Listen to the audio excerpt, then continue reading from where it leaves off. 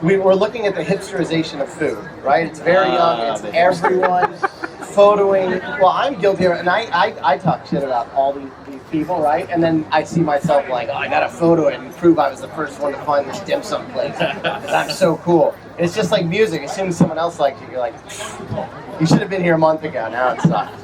Now, what we're seeing now is the expectations completely changed. You have guests that are like, well, the salmon that I got last week, was wild and ate this kind of diet, like the Portlandia thing. Like, can I see the chicken's papers? Is he AKC registered? And what were his friends like? So you're seeing that stuff that like even our cooks are like, what are we talking about? So, it's really amazing, but it pushes us to be better. And you do realize that, the customer is not always right, and a lot of times they're wrong. But being in the service industry and as a chef, chefs have been known to have egos from time to time. And, what you need to do is try to put that aside and understand that, you're taking credit for what the farmer's doing and using these great things and, messing with them and making something delicious and giving it to the guest. And if they want something on the side or they want whatever, Fran Adrian from El Bulli said, like, you can listen to a Beatles record backwards or look at a Picasso upside down. Like, that's you. That's fine. It's not what the artist intended. It's the same thing kind of in the kitchen. Wood oven cooking. We the whole concept is based around these two wood burning ovens that we brought in from Naples via Washington D.C. So one is just for pizza, and the other one we literally cook 80% of our menu with, and it's almost like cheating. It's anything you throw in the wood oven, it's good. Awesome. Yeah, that's what I tell my customers all the time. We can literally take off all of our shoes, toss them in olive oil, shove them in the oven. Delicious. Of course, salt. A little bit at the end. At the end. Lemon. Yeah. Squeeze the lemon. Oh, good. Put it on a. So you come in and we bake the cake. We stack it up, we crumb coat it, and then we give it to you. And that's it. Like we'll put the fondant on if you want. We give you all the tools. Everybody that works there is a cake decorator. And so what we got is a bunch of kids, young kids that are cake decorators, and then you come in and you decorate your own cake. It's amazing. It is, and it's so much fun.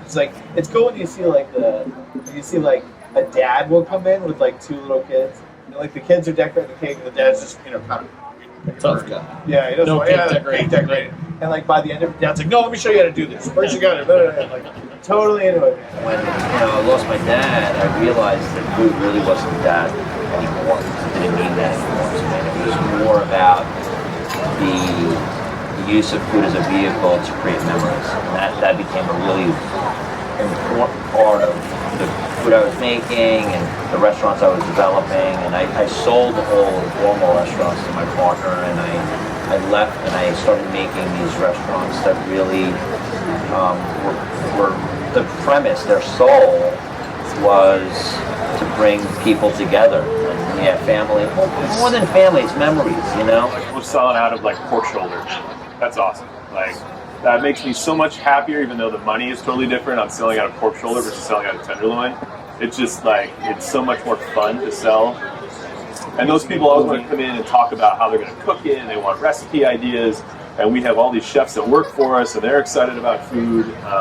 So those are the really fun things. And it's not going to make us rich ever. None of this is going to make anybody rich, but it's a lot more fun to sell stuff like that. You just have to. At the end of the day, if someone is hating on you, if someone's hating on you and didn't like something at your restaurant, it's your job to either address it or think that it's not real. And if you're a chef that's too blind or has too much of an ego to think that that person had a bad experience or thought that dish was salty, then you're a fool. So I read all my Yelp reviews. It pisses me off sometimes, but I read them. I get, because you have to. I think, in my opinion, you have to read the Yelp reviews. It's a way to get better. You have to look at it as a way to get better, as opposed to fuck off. I don't want to be criticized. I don't want to be criticized. No. People are trying to help you make your business. They're trying to make your business better. So that when you spend the time to actually grow a vegetable, or you work on a farm and you're there helping out, is you see the amount of effort that it takes to grow food, and the amount of resources, whether it's sun and light and rain, but also physical resources of actual human beings working and tending to it and making sure that it's great. So you tend to be less wasteful, which is why I've always tried to get my cooks to go out and visit farms and be part of it, because they need to see what it really takes to grow food and say, you know what, I'm not going to chop off the end of that onion and throw it away. I'm going to make sure that I make stock or whatever, so it's full utilization, so you're not wasteful. So now here's where a lot of people make a mistake. How many times have you gone into a bar and seen this? All right, so now you're getting a soggy, watery, unboozy mess. So I'm gonna give it a little bigger. Woo! Toss it up, toss it up. Look at those guns. But I grew up in New Jersey where wine came in a box. It was usually pink. So even though I'm a professional now, I still remember how intimidating it was when you're getting started and you're not sure how to pronounce things.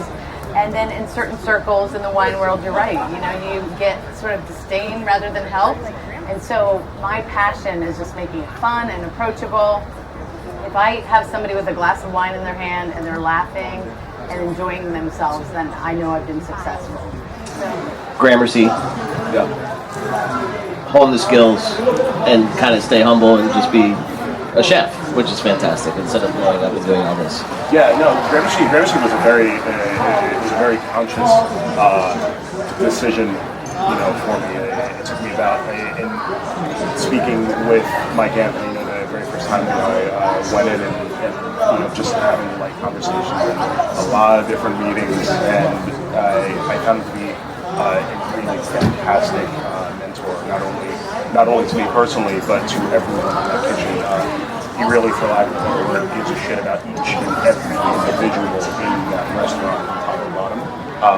And where I was at the time, I really just needed to just take a step back, and I just wanted to cook. I wanted to step away from the managerial hat and just focus on food and what I do is I write a weekly column for the Associated Press called The Healthy Plate, which is a recipe in 500 words, which is both wonderful and horrible, because it's like, oh no, a new recipe this week.